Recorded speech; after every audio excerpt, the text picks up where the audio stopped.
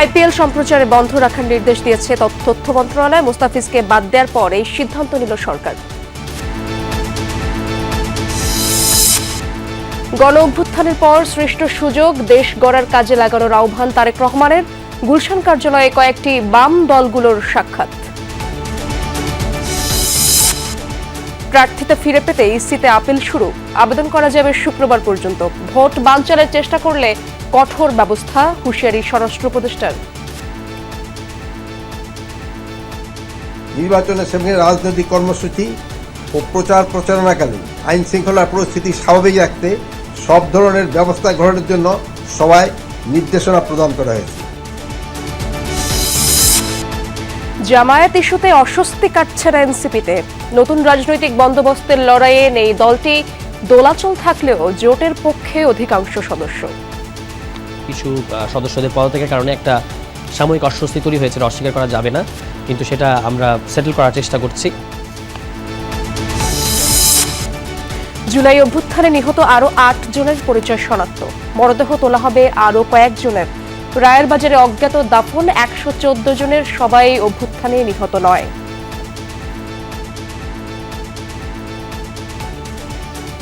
এই কঠিন কাজটি সম্পন্ন করতে দেশি বিদেশি বিশেষজ্ঞ এবং আন্তর্জাতিক মানদণ্ড অনুসরণ করা হয়েছে।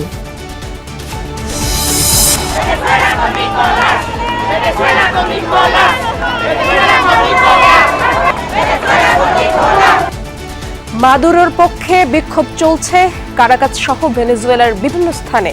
মার্কিন অভিযানের পর সীমান্তবর্তী দেশগুলোয় উৎকণ্ঠা।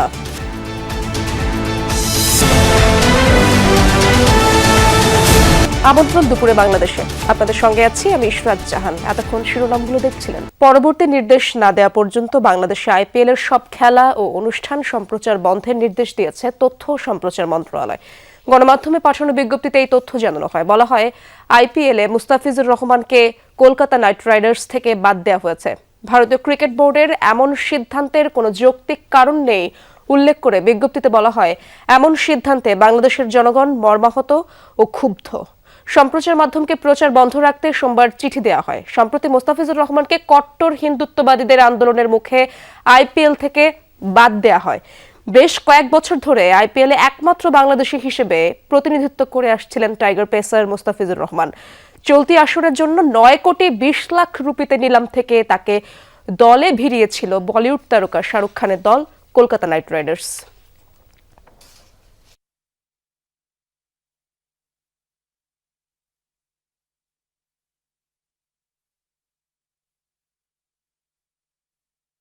দর্শক, এ বিষয়ে আরো কথা শোনার চেষ্টা করব। বার্তা কক্ষ থেকে যোগ দিচ্ছেন আমার সহকর্মী নাসিফ শুভ। শুভ, জানাবেন আপনি আমার সাথে যুক্ত আছেন। মুস্তাফিজকে এর আগে কোনো কারণ ছাড়াই কেকেআর থেকে বাদ দেওয়া হয়, এরপর বাংলাদেশ সরকার আইপিএল সম্প্রচার বন্ধের সিদ্ধান্ত নিল। কিছুক্ষণ আগে যেটা জানলাম আমরা, আইসিসিতে ভেন্যু পরিবর্তনের চিঠিও গেছে। পুরো বিষয়টি আসলে কোন দিকে যাচ্ছে এবং ক্রিকেটার সংশ্লিষ্টরা এটাকে কিভাবে দেখছেন?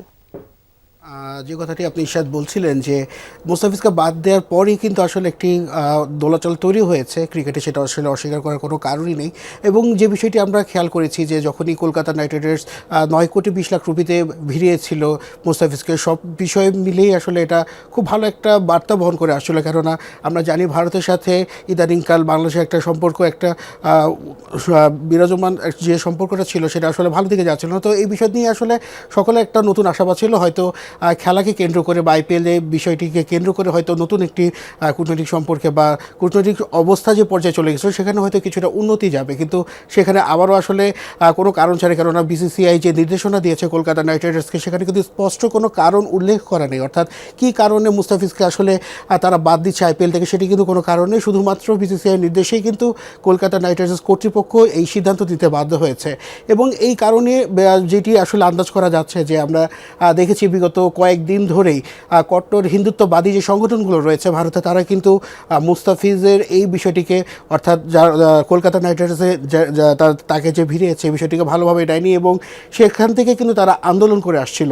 তারা কিন্তু চাইছিল না যে মুস্তাফিজ এখানে খেলুক এবং শুধুমাত্র মুস্তাফিজ খেলুক, এবং সেই জায়গা থেকে আসলে মুস্তাফিজ যদি এয়ারপোর্টে ফেরেন, এয়ারপোর্টে যদি আসেন ভারতে, তো সেখান থেকে আসলে তাকে বের হতে দেওয়া হবে না, এমনও কিন্তু আসলে স্লোগান দেওয়া হচ্ছিল। অর্থাৎ তাকে এয়ারপোর্ট থেকেই ফিরে দেওয়ার ঘোষণা তারা দিয়েছিল সেখান থেকে। তো এই জায়গা থেকে আসলে এবং বর্তমান পরিস্থিতি বিবেচনায় হয়তো ভারতের সরকার এবং সেই সাথে বিসিসিআই এই সিদ্ধান্ত নিয়েছে এবং এই সিদ্ধান্তের প্রভাবটা কিন্তু পড়েছে বাংলাদেশেও। কেননা আমরা দেখেছি যে গতকালই কিন্তু তথ্য উপদেষ্টা তিনি কিন্তু রিজওয়ানা হাসান জানিয়েছেন যে এই বিষয়ে আসলে আইপিএল খেলা সম্প্রচার বন্ধের বিষয়টি নিয়ে তারা নজরে রাখছেন এবং সেই বিষয়টি নিয়ে তারা কীভাবে কাজ করবেন সেটিও কিন্তু গতকালই তিনি জানিয়ে রেখেছেন এবং আজকে কিন্তু সেটি গণমাধ্যমে চিঠি এসেছে এবং সম্প্রচার মাধ্যম যেটি আছে বাংলাদেশে, যে মাধ্যমে আসলে আইপিএল খেলাটা প্রচার হয়, তাদেরকে কিন্তু সেই চিঠিটি দেওয়া হয়েছে। অর্থাৎ আইপিএল খেলাসহ এবং অন্যান্য যে অনুষ্ঠানগুলো আছে আইপিএল, সেগুলো যাতে সংশ্লিষ্ট যে অনুষ্ঠানগুলো আছে সেগুলো যাতে সম্প্রচার করতে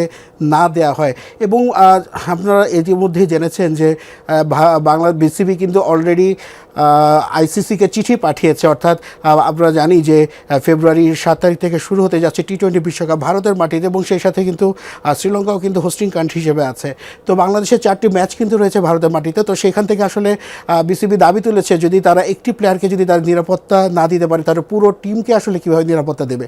তো এই বিষয়ে কিন্তু আইসিসিকে চিঠি পাঠানো হয়েছে। আইসিসিও বিষয়টি আমলে নিচ্ছে বিষয়টি, কেননা এই যে আমরা জানি যে এর আগেও পাকিস্তানের সাথে ভারতের এই সংক্রান্ত ঝামেলা হয়েছে এবং আমরা যদি এশিয়া কাপের কথা যদি ধরি তো এশিয়া কাপেও কিন্তু হাইব্রিড মডেলে কিন্তু খেলা হয়েছে। অর্থাৎ পাকিস্তান কিন্তু তাদের খেলাগুলো অন্য ভেন্যুতে গিয়ে খেলেছে। তো বাংলাদেশে কিন্তু চাইছে যে ভারতের মাটিতে তারা আর খেলতে চাচ্ছে না, অর্থাৎ শ্রীলঙ্কায় তারা হচ্ছে গিয়ে তাদের বিশ্বকাপের যে খেলাগুলো আছে সেগুলো শ্রীলঙ্কার মাটিতে খেলবে এবং এই বিষয়ে কিন্তু আইসিসিকে চিঠি দেওয়া হয়েছে। তো সব মিলিয়ে আসলে ঘোলাটে একটি পরিবেশ এই মুহূর্তে বিরাজ করছে এবং সাবেক বর্তমান ক্রিকেটার সহ সকল অনেক ধন্যবাদ আপনাকে শুভ জানাচ্ছিলেন সেখানকার এই বিষয়ের তথ্যগুলো বিস্তারিত আপনার মাধ্যমে জানার চেষ্টা করছিলাম। ধন্যবাদ আপনাকে। অভ্যুত্থানের পর বাংলাদেশে যে নতুন পরিস্থিতি ও সুযোগ তৈরি হয়েছে তাকে কাজে লাগানোর আহ্বান জানিয়েছেন বিএনপির ভারপ্রাপ্ত চেয়ারম্যান তারেক রহমান। বলেছেন সরকার ও বিরোধী দলের সকলে মিলে দেশকে এগিয়ে নিতে হবে। দুপুরে গুলশানে বিএনপি চেয়ারপারসনের কার্যালয়ে ভারপ্রাপ্ত চেয়ারম্যান তারেক রহমানের সঙ্গে সাক্ষাৎ করেন বাম দলগুলোর সমন্বয়ে গঠিত গণতান্ত্রিক যুক্ত ফ্রন্টের নেতারা।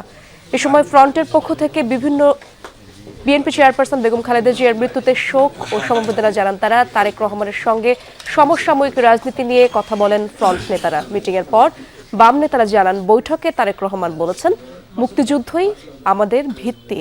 1971-এর মুক্তিযুদ্ধকে বাদ দিলে দেশের অস্তিত্ব থাকবে না। বিভিন্ন বিষয়ে মতপার্থক্য থাকলেও রাজনৈতিক সহনশীলতা নিশ্চিতের আহ্বান জানানো হয় বৈঠকে। এ সময় আইনশৃঙ্খলা পরিস্থিতি নিয়ে উদ্বেগ জানিয়ে সুষ্ঠু নির্বাচন নিশ্চিতে জোর দেন বিএনপির ভারপ্রাপ্ত চেয়ারম্যান।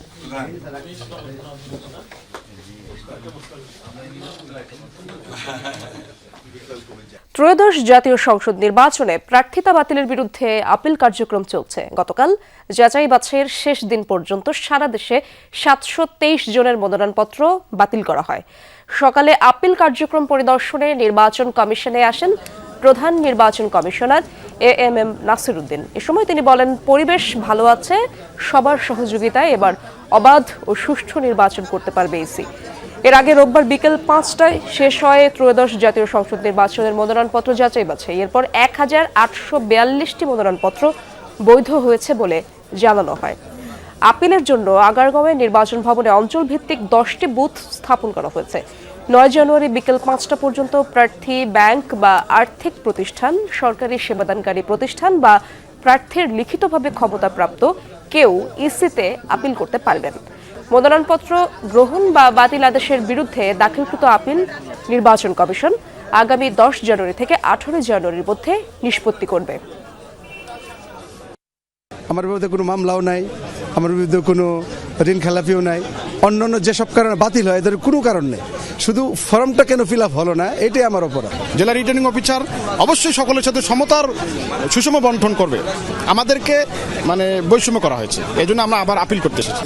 যখন নমিনেশন ফাইল করে অনেক লোক জায়গায় হাজির হয়, রিটার্নিং অফিসারের ওখানে অনেক একটু ভিড় হয়, কিন্তু it will all be over ইনশাল্লাহ। আমরা এখনো কনভিন্সড যে আমরা একদম একটা ফেয়ার অ্যান্ড ক্রেডিবল ইলেকশন ইনশাল্লাহ দিতে পারবো। নির্বাচন কমিশনে রয়েছেন আমার সহকর্মী তানভীর মৌসুম, সেখানকার খবর তার মাধ্যমে জানার চেষ্টা করব। তানভীর, জানাবেন এই পর্যন্ত আসলে কতজন আপিল করেছেন, কি তথ্য রয়েছে আপনার কাছে? কমিশন কখন আপিলের বিষয়ে সিদ্ধান্ত জানাবেন, কিছু জানা গেল কিনা? ইশরাত, এখন পর্যন্ত 11 জন প্রার্থী আপিল করেছেন। এটি হচ্ছে কেন্দ্রীয় বুথের তথ্য অনুযায়ী। মোট 11 জন আসলে এখানে আপিল করেছেন এবং এখনো কিন্তু আসলে আপিল চলছে। আমরা একটু বর্তমান অবস্থাটা দেখাতে চাই। এখানে যেহেতু আজকে আপিলের প্রথম দিন, সেই আপিলের প্রথম দিনে কিন্তু অনেকটা নিস্তরঙ্গভাবেই কাটছে এবং আমরা দেখলাম যে আসলে অর্ধবেলা পেরিয়ে গেলেও আসলে খুব একটা ব্যস্ততা বা আমরা তেমন কোনো হেভিওয়েট প্রার্থীদেরকে দেখিনি কোনো ধরনের সেরকম কোনো কর্মব্যস্ত মানুষজন আসছেন।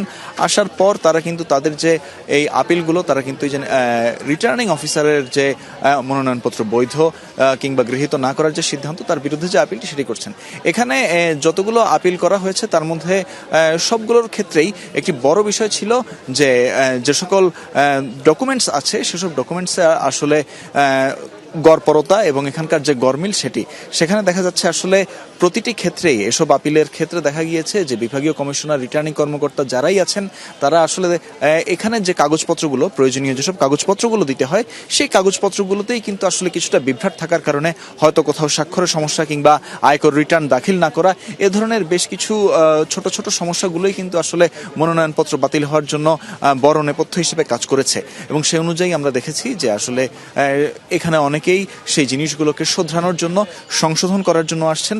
আবার অনেক প্রার্থী এমনও আছেন যারা আসলে সমগ্র নির্বাচন ব্যবস্থা, নির্বাচন কমিশন এবং নির্বাচনের পরিবেশ সেগুলো নিয়েও প্রশ্ন তুলেছেন এবং সেগুলো নিয়েও অভিযোগ করেছেন।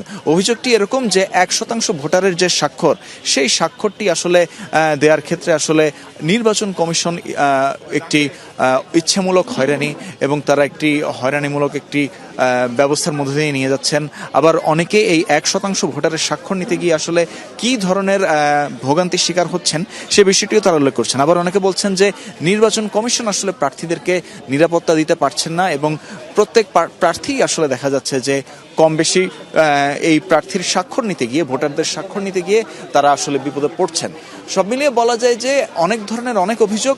তবে কমিশন বলছে যেহেতু আপিল করার সুযোগ রয়েছে সবাই আপিল করুক এবং সেই সবগুলো আপিলের উপর মূল্যায়ন করে পরবর্তীতে আপিল শুনানি করবে ইসি। ইশরাত, ধন্যবাদ আপনাকে তানভীর। ভোট বানচালের চেষ্টা করলে কঠোর ব্যবস্থা নেওয়ার হুঁশিয়ারি দিয়েছেন স্বরাষ্ট্র উপদেষ্টা জাহাঙ্গীর আলম চৌধুরী। তিনি বলেন, নির্বাচন সামনে রেখে গোয়েন্দা ও পুলিশি নজরদারি বাড়ানো হয়েছে। দুপুরে আইন শৃঙ্খলা সংক্রান্ত উপদেষ্টা পরিষদ কমিটির বৈঠক শেষে এ কথা বলেন তিনি। নির্বাচনী পরিবেশ ঠিক রাখতে সকলকে আচরণবিধি মেনে চলা ও সহায়তা করার আহ্বান জানান স্বরাষ্ট্র উপদেষ্টা। ওসমান হাদি হত্যার বিচার নিয়ে তিনি জানান, শিগগিরই চার্জশিট দেওয়া হবে, এ সরকারের মেয়াদেই বিচার কাজ শেষ করা হবে জানান উপদেষ্টা।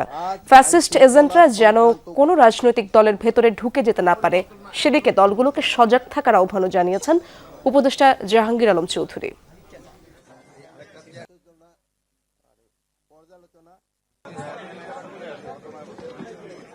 নির্বাচনের সামনে রাজনৈতিক কর্মসূচি ও প্রচারণাকালে আইন শৃঙ্খলার পরিস্থিতি স্বাভাবিক রাখতে সব ধরনের ব্যবস্থা গ্রহণের জন্য সবাই নির্দেশনা প্রদান করা হয়েছে। আমি সাধারণ জনগণ সহ সংশ্লিষ্ট সকলকে অনুরোধ করছি সবাই যেন নির্বাচনের পরিবেশ নিশ্চিতকরণে সহযোগিতা করেন এবং নির্বাচনী আচরণবিধি মেনে চলেন। মানিকগঞ্জের রিটার্নিং কর্মকর্তার কার্যালয়ে স্বতন্ত্র প্রার্থী আতাউর রহমান আতা রিটার্নিং কর্মকর্তার কাছে লিখিত অভিযোগ দিয়েছেন। তবে প্রশাসন এ ব্যাপারে এখনো কোনো ব্যবস্থা নেয়নি। রোববার দুপুরে জেলা প্রশাসক ও জেলা রিটার্নিং কর্মকর্তার কার্যালয়ের সম্মেলন কক্ষে মনোনয়নপত্র যাচাই বাছাই শেষে তাকে হেনস্থা করা হয়। এই ঘটনার ভিডিও সামাজিক মাধ্যমে ছড়িয়ে পড়লে আলোচনা সমালোচনা তৈরি হয়। ভিডিওতে দেখা যায় আতাউর রহমান আতাকে ধাক্কা দিয়ে কক্ষ থেকে বের করে দেওয়া হচ্ছে। প্রত্যক্ষদর্শীরা জানান, জেলা বিএনপির সাবেক সহসভাপতি ও মানিকগঞ্জ 3 আসনের স্বতন্ত্র প্রার্থী আতাউর রহমান আতার মনোনয়ন অবৈধ ঘোষণা করেন রিটার্নিং কর্মকর্তা নাজবুন আরা সুলতানা। একই সময়ে বিএনপি মনোনীত প্রার্থী আফরোজা খানম রিতার মনোনয়ন বৈধ ঘোষণা করা হয়। এ বিষয়ে আপত্তি জানান আতা। বিপরীতে তাকে থামিয়ে দেন রিটার্নিং কর্মকর্তা। পরে সম্মেলন কক্ষ থেকে আতাকে বিএনপি প্রার্থী রিতার সমর্থকরা বের করে দেন। জামায়াত ও এনসিপি 11 দলীয় জোট গঠন করার পর পদত্যাগ করেছেন তরুণদের নিয়ে গঠিত দলটির বেশ কয়েকজন নেতা। কারণ হিসেবে কেউ কেউ জামায়াতের সাথে জোটবদ্ধ হওয়ার কথাও বলছেন। তারা মনে করেন, নতুন রাজনৈতিক বন্দোবস্ত তৈরির লড়াইয়ে এখন আর এনসিপি নেই, এটা বুঝতে পেরেই দল থেকে সরে আসা। এদিকে দলের যুগ্ম আহ্বায়ক সারোয়ার তুষার জানান, পদত্যাগের কারণে দলের ভেতরে কিছুটা দোলাচল থাকলেও অধিকাংশই রয়েছে জোটের পক্ষে। বিস্তারিত লামিয়া তিথির রিপোর্ট। আর কখনোই বিভাজিত করা যাবে না। 28 ফেব্রুয়ারি আত্মপ্রকাশ ঘটে 24-এর জুলাই অভ্যুত্থানে নেতৃত্ব দেয়া তরুণদের দল জাতীয় নাগরিক পার্টি এনসিপির। দলের নেতৃত্বে নাহিদ ইসলাম, সঙ্গী হিসেবে সম্মুখ সারিতে আছেন জুলাই আন্দোলনের অনেক পরিচিত মুখ। 10 ডিসেম্বর ত্রয়োদশ জাতীয় সংসদ নির্বাচনের জন্য 125 আসনে প্রার্থী ঘোষণা করে এনসিপি। বলা হয় নির্বাচনে এককভাবে প্রার্থী দেওয়া হবে 300 আসনে। ডিসেম্বরের দ্বিতীয় সপ্তাহেই এবি পার্টি ও রাষ্ট্র সংস্কার আন্দোলনের সাথে জোট করে এনসিপি। আমরা অবশ্যই 300 আসনে প্রার্থী দিব। 2 সপ্তাহের মাথায় জামায়াতে ইসলামের সাথে নির্বাচনী জোট গড়ে নতুন করে আলোচনায় দলটি। এনসিপি এটা আমাদের একটি মজবুত নির্বাচনী সমঝোতা। এরপরই দলের ভেতরে এ নিয়ে মতপার্থক্য দৃশ্যমান হতে থাকে। সিদ্ধান্ত পুনর্বিবেচনায় আহ্বান জানান 30 নেতা।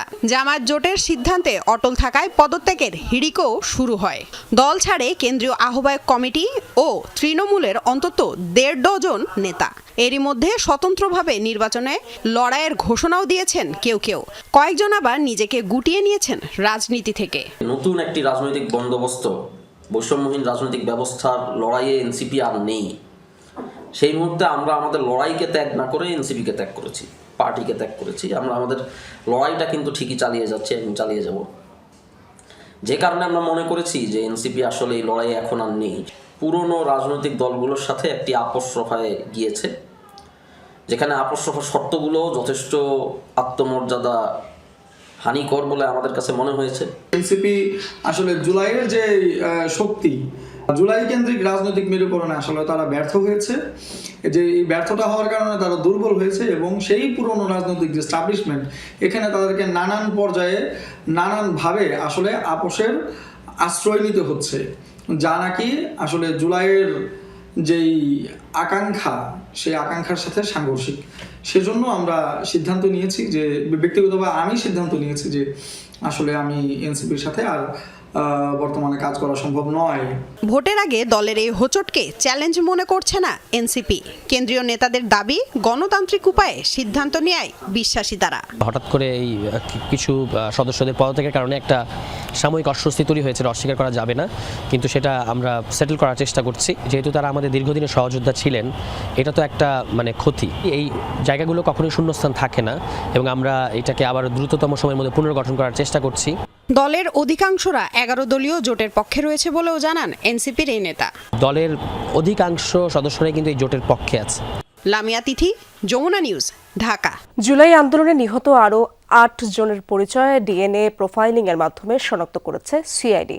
সকালে রাজধানীর রায়েরবাজার কবরস্থানে দাফন করা অজ্ঞাত ব্যক্তিদের লাশ শনাক্তকরণ কার্যক্রম অনুষ্ঠানে এই তথ্য জানান সিআইডি প্রধান মোহাম্মদ সিবগাত উল্লাহ। গত বছরের 7 ডিসেম্বর মরদেহ উত্তোলনের কার্যক্রম শুরু করে সিআইডি। 27 ডিসেম্বর পর্যন্ত 114 জনের মরদেহ উত্তোলন করা হয়। আবেদনকারী 9টি পরিবারের মধ্যে 8 জনের ডিএনএ প্রোফাইলিং এর মাধ্যমে নিশ্চিত করে সিআইডি। এতে সেই 8 পরিবারের কান্নায় ভারী হয়ে ওঠে রায়েরবাজার কবরস্থানের পরিবেশ। অপর একজনের মৃতদেহের পরিচয় শনাক্তকরণ কার্যক্রমও দ্রুত গতিতে এগিয়ে চলছে বলেও জানান সিআইডি প্রধান। বলেন, এই 114 জনের সবাই জুলাই আন্দোলনে নিহত নন। এতে সড়ক দুর্ঘটনা, বিষপানে ও মৃত্যুর তথ্য পেয়েছে সিআইডি। পরে শনাক্ত হওয়া 8 পরিবারের কাছে তাদের প্রিয় মানুষগুলোর কবর হস্তান্তর এবং মৃতদের আত্মার মাগফিরাত কামনায় দোয়া করা হয়। এ সময় উপদেষ্টা আদিলুর রহমান খান বলেন, অজ্ঞাত লাশের পরিচয় শনাক্তের এই অভিজ্ঞতা পুলিশ সহ আইন শৃঙ্খলা রক্ষাকারী বাহিনীর অন্যান্য মামলাতেও কাজে লাগানো যেতে পারে। আর উপদেষ্টা ফারুকী আজম বলেন, এই প্রক্রিয়া অব্যাহত থাকবে।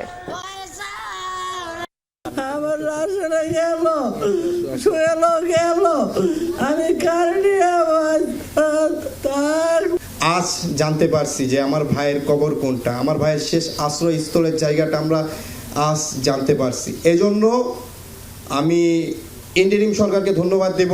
9টি আবেদন পেয়েছিলাম এ পর্যন্ত, তারা তাদের আত্মীয় স্যাম্পল আমাদেরকে দিয়েছিল। আল্লাহর হাজার শুকর যে আমরা 8 জনকেই পরিচিতিটি শনাক্ত করতে পেরেছি। এই কঠিন কাজটি সম্পন্ন করতে দেশি বিদেশি বিশেষজ্ঞ এবং আন্তর্জাতিক মানদণ্ড অনুসরণ করা হয়েছে। জীবন দিয়ে খালেদা জিয়া প্রমাণ করেছেন দেশ ও গণতন্ত্রের স্বার্থই ছিল তার কাছে সর্বাগ্রে। এমন মন্তব্য করে বিএনপির স্থায়ী কমিটির সদস্য ডক্টর আব্দুল মঈন খান বলেছেন, বন্দুক নয়, খালেদা জিয়ার শক্তি ছিল জনগণ। সকালে নেতাকর্মীদের নিয়ে রাজধানীর শেরেবাংলা নগরে জিয়াউর রহমান ও খালেদা জিয়ার সমাধিতে শ্রদ্ধা নিবেদনের পর একথা বলেন তিনি। জিয়াউর রহমানের সমাধিতে কর্মজীবী দলের শ্রদ্ধা জানানোর শেষে বিএনপির ভাইস চেয়ারম্যান শামসুজ্জামান দুদু বলেন, খালেদা জিয়ার মৃত্যুতে আওয়ামী লীগেরও দায় রয়েছে। জনগণ ঐক্যবদ্ধ থাকলে আসন্ন জাতীয় সংসদ নির্বাচনে কোনো বাধাই কাজে আসবে না বলেও মন্তব্য করেন তিনি। অভিযোগ করেন, নানা জায়গায় পরিকল্পিতভাবে বিশৃঙ্খলা সৃষ্টি করা হচ্ছে। একটি অবাধ ও সুষ্ঠু নির্বাচন নিশ্চিত করতে সবাইকে ঐক্যবদ্ধ থাকার আহ্বান জানান তিনি।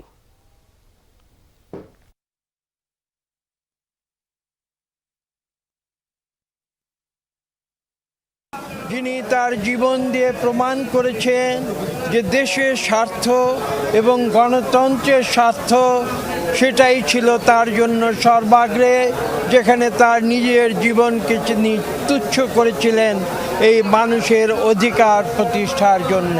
আগামী দিনে নির্বাচনকে সফল করা শুধু না, রাষ্ট্র পরিচালনার জন্য যে ইস্তাহার এবং পদক্ষেপ সেগুলো খুব অল্প সময়ের মধ্যে আপনাদের সামনে আমরা হাজির করব। ভোটের আর কিছুদিন বাকি। এবার ভোটাররা নিজেদের সংসদ সদস্য বাছাইয়ের পাশাপাশি ভোট দেবেন গণভোটে।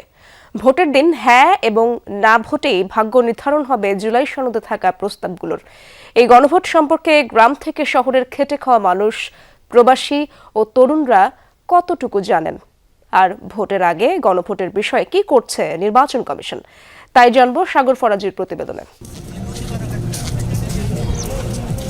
শহর থেকে 23 কিলোমিটার দূরে, যেখানে বিদ্যুৎ দিনে কয়েক ঘন্টা আসে আশীর্বাদ হয়ে, সড়ক পথ নাজুক হওয়ায় মৌলিক অনেক অধিকারই সরাসরি পৌঁছায় না জামালপুরের প্রান্তিক এই গ্রামগুলোতে।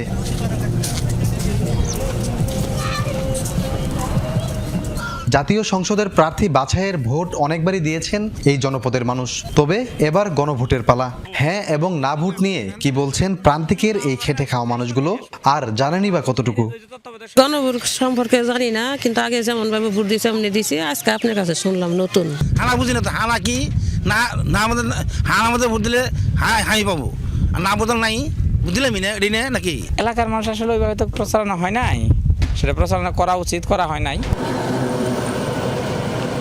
এবার আসি শহরের দিন এনে দিন খাওয়া মানুষগুলোর কাছে। গণভোট নিয়ে তাদের মনেও তৈরি হয়েছে বিভ্রান্তি। তারা কি বলছেন এই ভোট নিয়ে? জীবন বলায় একটা করে ভোট দিছি, এখন 2টা করে ভোট দিতে হবো। 2টা করে ভোট দিতে 2 নম্বরটা জানি না, আর দিলে কি হবে না দিলে কি হবে এটাও জানি না। আমরা তো আসলে দেই নাই, তো জানলাম আমরা ভালো হইতো, আমরা জানতাম বুঝতাম। এবার ভোটে বড় প্রভাব ফেলবে তরুণ ও প্রবাসী ভোটারদের মতামত। তারাই বা কতটুকু জানেন? আমরা বিদেশিরা এটা নিয়ে বিভ্রান্তর মধ্যে পড়েছি। গণভোটটা কি, আমরা কি দেব কি দেব না, যে এই বিষয়ে যদি সরকার যদি বেশি প্রচারণা চালায় তাহলে ভোটাররা হয়তো বেশি কিছু জানতে পারবে। এদিকে গণভোট সম্পর্কে তথ্য মন্ত্রণালয় সহ নির্বাহী দপ্তরের পক্ষে প্রচারণা চালানো হচ্ছে। ভোট যত এগিয়ে আসবে তত প্রচারণা বাড়ানোর কথা জানান জেলা রিটার্নিং কর্মকর্তা। আমাদের সোশ্যাল মিডিয়ার মাধ্যমে এবং উপজেলা নির্বাহী অফিসারের মাধ্যমে আমরা এটা প্রচার করছি এবং বলা হচ্ছে যে উঠান বৈঠক সহ বিভিন্ন মাধ্যমে এটি প্রচার করার জন্য। নির্বাচন যত এগিয়ে আসবে গণভোটের প্রচারণা বাড়বে বলে আমরা প্রত্যাশা করছি। এই নির্বাচনে জেলার 5টি আসনে মোট ভোটার সংখ্যা 21,12,187 জন। এর মধ্যে তরুণ ভোটার 3,68,551 জন এবং পোস্টাল ভোটের নিবন্ধন এখন পর্যন্ত 13,918টি। সাগর ফরাজি, যমুনা নিউজ, জামালপুর। চট্টগ্রামের সীতাকুণ্ডের কুমিরা এলাকায় সাগর থেকে একটি শিপইয়ার্ডের 2 নিরাপত্তা প্রহরীর মরদেহ উদ্ধার করেছে পুলিশ। নিহত আব্দুল খালেক ও Saiful Islam care sheep recycling ইয়ার্ডের প্রহরী ছিলেন। সকালে কুমিরা ঘাটের কাছে ভাসমান অবস্থায় মরদেহ দুটি দেখতে পেয়ে থানায় খবর দেয় স্থানীয়রা। পুলিশ জানায়, গতরাতে প্রতিষ্ঠানটিতে ডাকাত হানা দেয় এমন খবরে সকালে কেয়ার শিপ রিসাইক্লিং ইয়ার্ডে যায় তারা। ডাকাত দলের হামলায় 2 জনের প্রাণ গেছে নাকি দুর্ঘটনায় সেটি তদন্ত করে দেখা হচ্ছে। তবে স্থানীয় শ্রমিকদের কেউ জানান, বোট নিয়ে সাগরে দায়িত্ব পালনের সময় জাহাজের ধাক্কায় দুর্ঘটনার মৃত্যু হতে পারে তাদের। কোন ডাকাতির কোন ঘটনা, এটা মিথ্যা, সব মিথ্যা, ভুয়া, সব ভুয়া। এটা কেন এটা মিথ্যা কথা বলা হইলো? নিজটা কেন গরিবের কোনো কেউ ভাই বিচার করে না। আনুমানিক 20-25 জন ডাকাত এই মাংকি টুপি পরে, দেশীয় অস্ত্র নিয়ে আমাদের যে নতুন জাহাজটা বিচিং হয়েছে ওই জাহাজে হামলা দিছে। এটা কি কারণে হলো আসলে তদন্ত করার আগ পর্যন্ত এ সম্পর্কে কোনো মন্তব্য আমরা করতে পারতেছি না। দর্শক, এ বিষয়ে আরো জানবো সহকর্মী শহীদুল সুমনের কাছ থেকে। সুমন, মিশ্র কথাবার্তা শোনা যাচ্ছে, আসলে দুর্ঘটনা নাকি হত্যাকাণ্ড, কোনো স্পষ্ট কোনো তথ্য কি জানতে পেরেছেন কিনা, এবং নিহতদের বিষয়ে কি বলছে শিপইয়ার্ড কর্তৃপক্ষ? ইশরাত, এটি তো আসলে তদন্তাধীন বিষয়, যে পুলিশ যেহেতু দুই ধরনের বক্তব্য আসছে, শ্রমিকরা বলছে এক ধরনের কথা, মালিক পক্ষ বলছে এক ধরনের কথা। তবে আমরা যেটি নিশ্চিত হয়েছি, আমার পেছনে যেই বড় জাহাজটি দেখা যাচ্ছে সেটি গতকাল রাতে শিপইয়ার্ডে প্রবেশ করেছে, যদিও বা সেটি যেই জায়গাটিতে যাওয়ার কথা অর্থাৎ সঠিক জায়গায় সেটি আসলে না আসার কারণেই এমন দুর্ঘটনা, এটি কিন্তু আমরা বেশ কয়েকটি জায়গা থেকে এই বক্তব্যটি আমরা আসলে শুনছি। এবং এখানকার যারা দায়িত্বশীলরা রয়েছেন কিংবা আমরা বেশ কয়েকজন শ্রমিকদের সাথে কথা বলছিলাম, এই জাহাজটি গতকাল রাতে এসেছে এবং এটির যেই নিশানা দেওয়া হয়েছিল যেই জায়গাটিতে এটি এসে নোঙর করবে সেই জায়গাটিতে আসেনি। এবং এখানে এই যেই শ্রমিক দুজন মারা গিয়েছে তারা কিন্তু একটি ছোট বোট যোগেই কিন্তু এই জাহাজটি রিসিভ করতে গিয়েছিলেন সাগরের কিছুটা আগে গিয়ে। ফলে যেহেতু এটি ক্যাপ্টেন কিংবা নানা কারণে নানা ত্রুটির কারণে এটি সঠিক জায়গায় আসতে পারেনি, ফলে এই দুর্ঘটনা ঘটতে পারে এমনটি এখানকার বেশ কিছু শ্রমিক আমাদেরকে জানিয়েছে। তবে এটি মালিকপক্ষ বলছেন যে এই ধরনের কোনো ঘটনা ঘটেনি, এখানে আসলে ডাকাতির ঘটনার কারণেই ডাকাতরা হানা দিয়েছিল, যারা প্রহরীরা ছিল তারা প্রতিহত করতে গিয়ে এই ঘটনা ঘটেছে। তবে অনেকেই বলছেন যে ডাকাত যদি হামলা করে সেক্ষেত্রে আসলে তারা কিভাবে কাটলেন এটি, অর্থাৎ হামলার পরে তারা যদি বোট থেকে লাফ দেয় সেক্ষেত্রে তাদের আসলে খণ্ড বিখণ্ড হওয়ার কোনো সুযোগ নেই, অর্থাৎ কোনো জাহাজ কিংবা কোনো বোর্ডের পাখার কারণেই এই ধরনের ঘটনা ঘটতে পারে এমনটি অনেকেই ধারণা করছে। যদি পুলিশ এখানে এসেছেন, থানা পুলিশ, ইন্ডাস্ট্রিয়াল পুলিশ, নৌ পুলিশ, তারা এসেছেন, ঘটনাস্থল পরিদর্শন করেছেন, তারাও বিষয়টি আসলে তদন্ত করার কথা বলছে। আমরা উভয় পক্ষের সাথেই কথা বলেছিলাম, মালিক পক্ষ যেখানে ডাকাতির কথা বলছে সেখানে শ্রমিকদের কথাও পুলিশ শুনেছে এবং সেই শোনার প্রেক্ষিতেই তারা বলছে বিষয়টি তদন্ত করে দেখবেন, তদন্তের আগে তারা কোনো ধরনের মন্তব্য করতে রাজি নেই। তবে আমরা নিশ্চিত হয়েছি এই জাহাজটি গতকাল রাতে এসেছে এবং শ্রমিকরা যে ধরনের ঘটনার বয়ান তারা দিচ্ছে সেটির সাথে আমরা বেশ কয়েকজন এই ইয়ার্ডের শ্রমিকদের সাথে কথা বললাম, তাদের কথাও আসলে মিলছে। তবে এখন যেহেতু তদন্তাধীন বিষয়, এই বিষয়ে একেবারেই আমরা গণমাধ্যম কর্মীরা মন্তব্য করাটা আসলে ঠিক হবে না। এটি তদন্ত করেই আসলে এটি দুর্ঘটনা না ডাকাতির ঘটনা সেটি আসলে বেরিয়ে আসবে, স্পষ্ট করে জানা যাবে। ধন্যবাদ আপনাকে সুমন। চোর সন্দেহে খুঁটিতে বেঁধে এক নারীকে নির্যাতনের ঘটনায় 5 জনকে গ্রেপ্তার করেছে পুলিশ। শুক্রবার ভোরে গুলশানের নর্দা এলাকায় ঘটনাটি ঘটে। সামাজিক যোগাযোগ মাধ্যমে ভিডিও ছড়িয়ে পড়লে এ নিয়ে বাড়ে উদ্বেগ। পুলিশ জানিয়েছে দোষীদের বিরুদ্ধে এরই মধ্যে নেওয়া হয়েছে আইনি ব্যবস্থা। আনুমানিক 25 থেকে 30 বছর বয়সী একজন নারীকে দুহাত বেঁধে মাথায় পানি ঢেলে দেওয়ার ভিডিও সামাজিক যোগাযোগ মাধ্যমে ভাইরাল হলে নেটিজেনদের মাঝে বাড়তে থাকে অস্বস্তি। ঘটনাটি 2রা জানুয়ারি গুলশানের নর্দা এলাকার। এই সেই পোস্ট যেখানে বাধা হয়েছিল ওই নারীকে চোর সন্দেহে। জানা যায় ওদিন খুব সকালে ওই নারী এসেছিলেন এই এলাকার মার্কাজুত তালিম আল ইসলামী ঢাকা এই মাদ্রাসাটিতে। এরপর উনি একের পর এক তলায় যেতে থাকেন, সেখানেই ছাত্র ও শিক্ষকরা চোর সন্দেহে ধরে ফেলে তাকে। ওই নারীর কাছে চুরির কোনো মালামাল পাওয়া না গেলেও কেবল আচরণে চোর সন্দেহ করে জড়ো হওয়া স্থানীয়রা। প্রচণ্ড শীতের মধ্যে ঠান্ডা পানি ঢেলে চালানো হয় নির্যাতন। বিপুল উৎসাহে সেই নির্যাতন ভিডিও ধারণ করতে দেখা যায় কয়েকজনকে। মাদ্রাসার শিক্ষার্থীদের দাবি ওই নারী এলাকার কেউ নন। কেন এখানে এসেছিলেন সে সম্পর্কে তার বক্তব্য স্পষ্ট নয়, বলেনি নিজের নাম পরিচয়। এতেই বাড়ে সন্দেহ। মহিলাকে যত বলছে কি জন্য আসতে, মহিলায় চুরি করতে আসতে এটা কোনো স্বীকার করে না। তার আগে মাদ্রাসা থেকে অনেক ফোন চুরি হয়েছে। উঠে সে একদম 6 তলা পর্যন্ত চলে গেছে। পরে হঠাৎ করে ছাত্ররা দৌড়ান দিছে আর সে 4র্থ তলায় এসে একটা কামরার ভিতরে ঢুকে গেছে। পরে যখন সবাই দেখেছে এটা মহিলা, এখন তাকে তো কিছু করা যেতে পারছে না, যার কারণে সবাই নিচে তাকে নামিয়ে এসে সবাই তাকে বেঁধে একটু পানি মেরে দিচ্ছে। এলাকাবাসীর কেউই শনাক্ত করতে পারেনি ভুক্তভোগী নারীকে। পুলিশে না গিয়ে ঘটনার পর তাকে ছেড়েও দেওয়া হয়। এরা কি উপরে উঠে পকেট থেকে নাকি মোবাইল নিচ্ছে, এখন 70 আমি তো বলতে পারি না। তারপরে তারা এখানে বাইরে রাখছে, বাজার পরে মারিটাই নেই, এমনি পানি ঢালছে। প্রতিটা রুমে রুমে ঘুরেছে, ঘোরার পরে তখন এরা সন্দেহমূলক চোর চোর করে ধরেছে। মহিলারা তো কেউ চিনে না, না না মহিলারা তো কেউ চিনে না, এটা তো চোর। ভিডিও করে ছাড়িয়ে দিছে কে বা কারা, এটা আবার ভাইরাল হয়ে গেছে। সিসিটিভির ফুটেজ বিশ্লেষণ করে নির্যাতনে জড়িতদের চিহ্নিত করেছে পুলিশ। এর মধ্যে ওই নারীকে খুঁটিতে বাঁধেন নাইম ও শরীফ, মাথায় পানি ঢেলে বাঁধন খুলে দেন আতিক। সহযোগী ছিলেন লোকমান ও ইকরাম। আটক সবাই মাদ্রাসার সাথে সম্পৃক্ত। 3 জন অপ্রাপ্তবয়স্ক ছাত্র, শিক্ষক 2 জন। পুলিশ বলছে নির্যাতনের সময় তাদের কার্যক্রম আইনের স্পষ্ট লঙ্ঘন। তারা যে কাজটা করেছেন, আইন হাতে তুলে নিয়েছেন, এটা পুরোপুরিভাবে অন্যায়। তারা অবশ্যই আমাদেরকে জানাতে পারতেন, 999-এ কল দিতে পারতেন। কোনো অবস্থায় কোনো একটা অপরাধ যদি প্রমাণিত না হয়, নিজের হাতে আইন তুলে নেওয়ার কোনো সুযোগই নেই। এবং ঘটনার সাথে যারা জড়িত ছিল এই মর্মে কয়েকজনকে আমরা নিয়ে আসি। বিস্তারিত জিজ্ঞাসাবাদ শেষে এবং ফুটেজের সাথে ম্যাচ করার পর 5 জনকে আমরা আইডেন্টিফাই করতে পারি। তাদের বিরুদ্ধে আইনগত যে ব্যবস্থা, এটা প্রক্রিয়াধীন আছে। এই ঘটনায় দ্রুত বিচার সম্পন্ন হবে ম্যাজিস্ট্রেট আদালতে। ঘটনার পর থেকে নিরুদ্দেশ ভুক্তভোগী নারীকে খুঁজছে পুলিশ। তানজিম শাফিন, যমুনা নিউজ, ঢাকা। সিলেট সহ দেশের উত্তর পূর্বাঞ্চলের বিভিন্ন জেলায় ভূমিকম্প অনুভূত হয়েছে। ভোর 4:47 এই কম্পন অনুভূত হয়।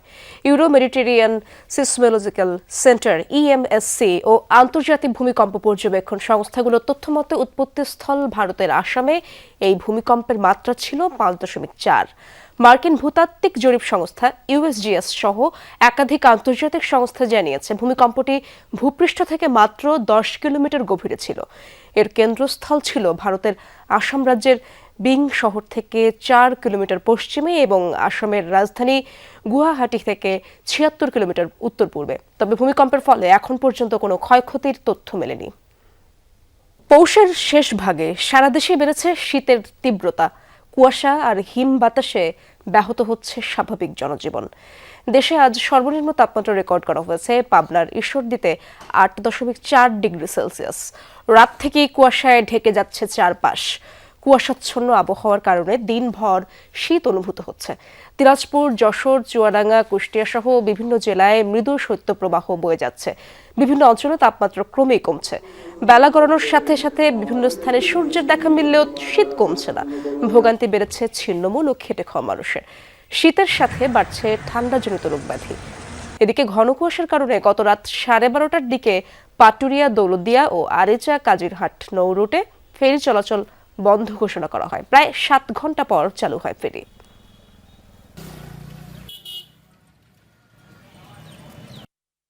প্রচুর ঠান্ডা, এই ইনকাম কমে গেছে, আমাদের তো গাড়ি ঘোড়ায় চলে না।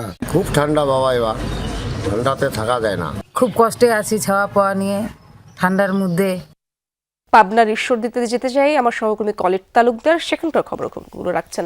কলিট, জানাবেন জনজীবনে শীতের তীব্রতা আসলে কতটুকু প্রভাব ফেলছে? অবশ্যই সেখানকার মানুষের দুর্ভোগ দেখছেন আপনি, সেখানকার খবর জানাবেন। শীতে নিবারণে ছিন্নমূল মানুষ কি যথেষ্ট সহায়তা পাচ্ছে কিনা? ইশরাত, আমি এই মুহূর্তে রয়েছি আজকে বাংলাদেশের সর্বনিম্ন তাপমাত্রা যে পাবনার ঈশ্বরদীতে, সেই ঈশ্বরদী রেলওয়ে স্টেশনে রয়েছে। আসলে ছিন্নমূল মানুষের কথা যদি বলতে চাই, ছিন্নমূল মানুষের খুবই জুবুশুবু অবস্থা। তারা শীতবস্ত্র অভাবে তারা খুবই বেকায়দায় রয়েছে। আমাদের আসলে চোখে পড়েনি সরকারি উদ্যোগে শীতবস্ত্র বিতরণ কিংবা বেসরকারি উদ্যোগেও কিন্তু শীতবস্ত্র বিতরণের সেরকম কার্যক্রম আমাদের নজরে আসেনি। সকাল থেকে ঘন কুয়াশা থাকলেও বেলা বাড়ার সঙ্গে সঙ্গে কুয়াশা কেটে গেলেও সূর্যের দেখা মেলেনি, যে কারণে হিমেল বাতাসে মানুষজনের অবস্থা খুবই হয়ে পড়েছিল, অবুঝুবু হয়ে পড়েছে। মানে প্রয়োজন ছাড়া আসলে কেউই ঘরের বাইরে বের হচ্ছে না। যারা খেটে খাওয়া মানুষ রয়েছে, শ্রমজীবী মানুষ রয়েছে, তাদের অবস্থা, তারা মানে কাজের তাগিদে বের হলেও তারা খুবই বেকায়দায় পড়েছে এই ঠান্ডার কারণে। সকাল থেকে সূর্যের দেখা মেলেনি, দিন বেলা যত বাড়ছে হিমেল বাতাসে শীতের তীব্রতা কিন্তু আরও বাড়ছে। এই স্টেশনে দেখেন, যদি দেখায় যে যারা ছিন্নমূল মানুষ রয়েছে তারা কিন্তু বিভিন্নভাবে শীত নিবারণের চেষ্টা করছে। তাদের শীতবস্ত্রের তাদের যথেষ্ট অভাব রয়েছে। তারা বলছে যে সরকারিভাবে তারা এখন পর্যন্তই কোনো শীতবস্ত্র পায়নি। এই স্টেশনটি আসলে একটা সবসময় ব্যস্ত থাকে, কিন্তু এখানেও কিন্তু মানুষজনের উপস্থিতি খুবই কম রয়েছে। আমার সঙ্গে কথা হয়েছে ঈশ্বরদী রেলওয়ে স্টেশনের যিনি স্টেশন মাস্টার রয়েছে তার সঙ্গে কথা হয়েছে। তিনি জানিয়েছেন আসলে ঘন কুয়াশার কারণে ট্রেনের যে শিডিউল বিপর্যয় সেটি হয়নি, তবে ছিন্নমূল মানুষের একটি দাবি, তারা সরকারিভাবে শীত নিবারণের জন্য শীতবস্ত্রের দাবি জানিয়েছেন। ইশরাত, ধন্যবাদ আপনাকে কলিট।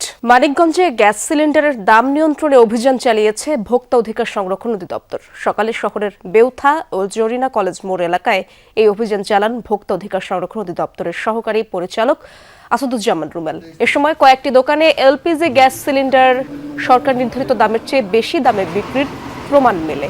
এছাড়া পাইকারি দোকান থেকে ভাউচার ছাড়াই খুচরা দোকানে গ্যাস সিলিন্ডার বিক্রির প্রমাণও মেলে। এসব অভিযোগে কয়েকটি দোকান মালিককে নগদ টাকা জরিমানা করা হয়। এলপিজির দাম নিয়ন্ত্রণে এই অভিযান অব্যাহত থাকবে বলে জানান ভোক্তা অধিকার অধিদপ্তরের কর্মকর্তারা।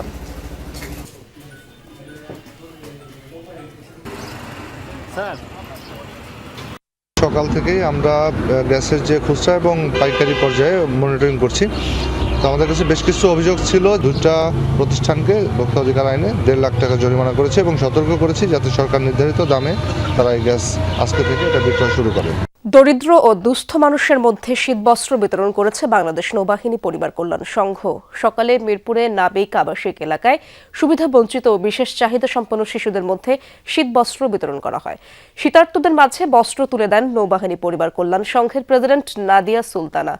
নানা বয়সের ও বিশেষ চাহিদা সম্পন্ন বহু মানুষের মাঝে শীতবস্ত্র বিতরণ করা হয়। সুবিধা বঞ্চিত মানুষের দুর্ভোগ লাঘবে সংঘের নিজস্ব অর্থায়নে এসব শীতবস্ত্র বিতরণ করা হয়েছে বলে জানানো হয়। সবসময় সব দুর্যোগে সাধারণ মানুষের পাশে দাঁড়ানোর আশ্বাস দিয়েছে বাংলাদেশ নৌবাহিনী ও বিএনএফডব্লিউএ। শিক্ষা, স্বাস্থ্য ও সমাজ কল্যাণমূলক নানা কাজের মাধ্যমে দেশের আর্থ সামাজিক উন্নয়নে ভূমিকা রাখার প্রত্যয় ব্যক্ত করা হয়।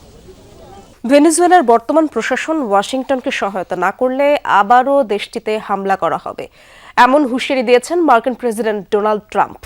ভেনেজুয়েলা পরিচালনার দায়িত্ব যুক্তরাষ্ট্রের, আবারও এমন দাবি জানিয়ে ট্রাম্প বলেন দেশটির বর্তমান প্রশাসনের অসহযোগিতা মেনে নেওয়া হবে না। এদিকে মাদুরোর পক্ষে বিক্ষোভ চলছে কারাকাস সহ ভেনেজুয়েলার বিভিন্ন স্থানে।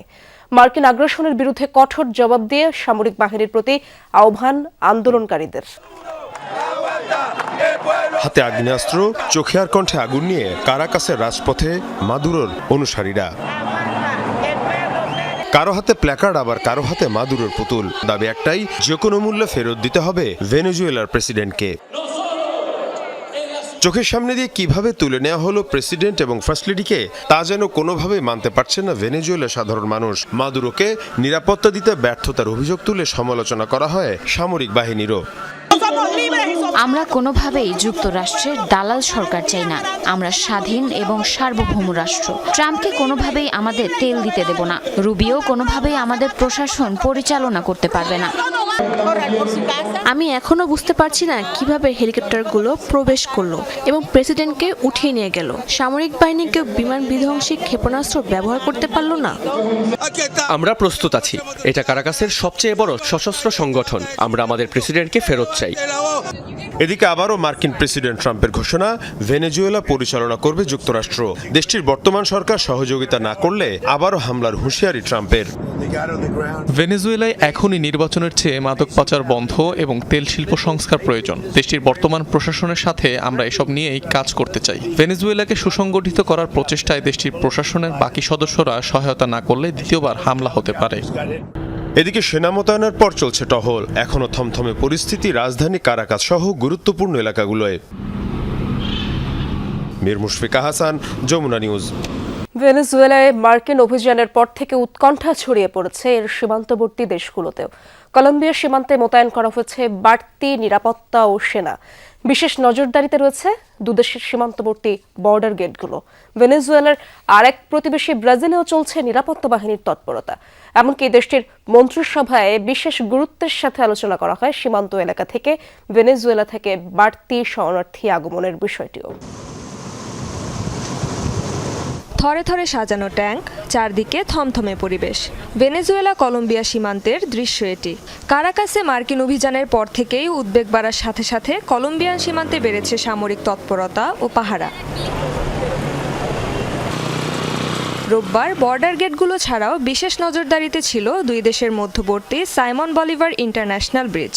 ভেনেজুয়েলা থেকে সম্ভাব্য শরণার্থী আগমনের বিষয়টি সামাল দিতে একটি স্টেশনও মোতায়েন করেছে কলম্বিয়ান রেড ক্রস।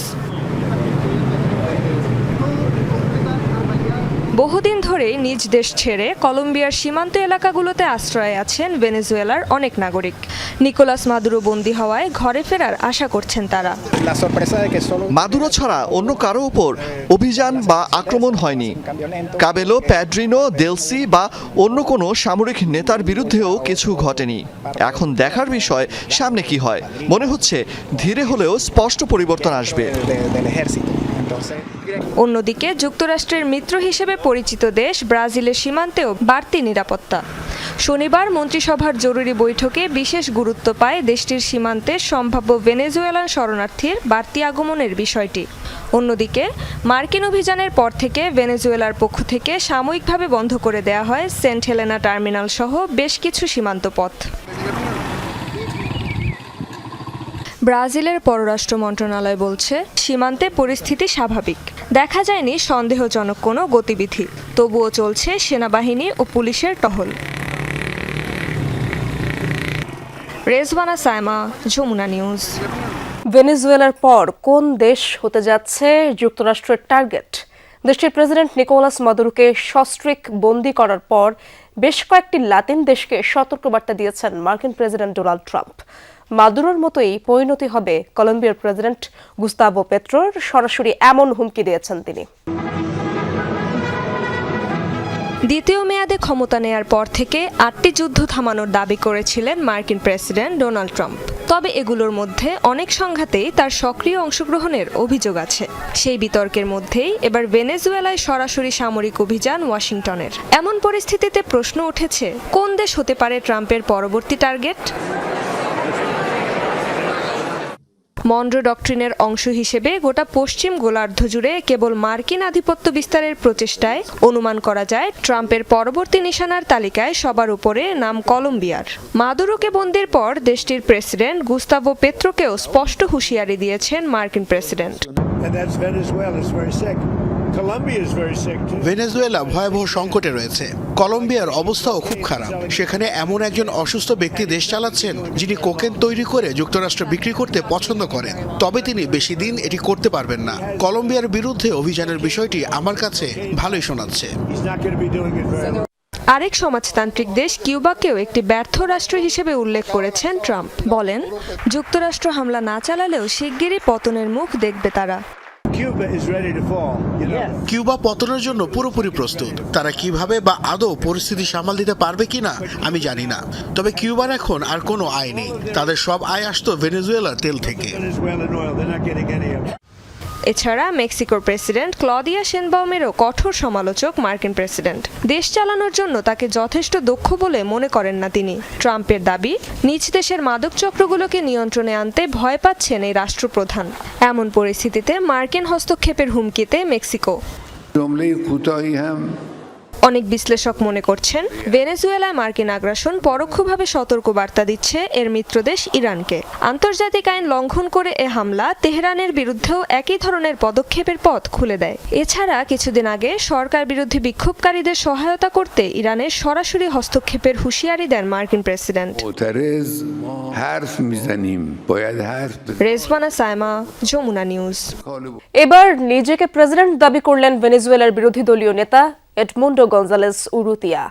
টুইটারে শেয়ার করা একটি ভিডিও বার্তায় রাজনৈতিক বন্দীদের নিঃশর্ত মুক্তির দাবি জানান তিনি।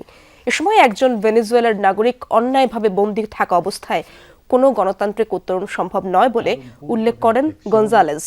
ভিডিওতে জাতীয় সশস্ত্র বাহিনী এবং রাষ্ট্রীয় নিরাপত্তা বাহিনীকে তাদেরকে সার্বভৌম আদেশ মেনে চলার আহ্বান জানিয়েছেন তিনি। এই ভিডিওতে নিজেকে ভেনেজুয়েলার প্রেসিডেন্ট হিসেবে অভিহিত করেন বিরোধী দলীয় এই নেতা। অন্যদিকে অনেকেই মনে করেন ভেনেজুয়েলার 2024 সালের প্রেসিডেন্ট নির্বাচনের আসল বিজয়ী গঞ্জালেস উরুতিয়াই। দর্শক, এই ছিল দুপুরে বাংলাদেশের আপডেটগুলো। এতক্ষণ যারা সঙ্গে ছিলেন সবাইকে ধন্যবাদ।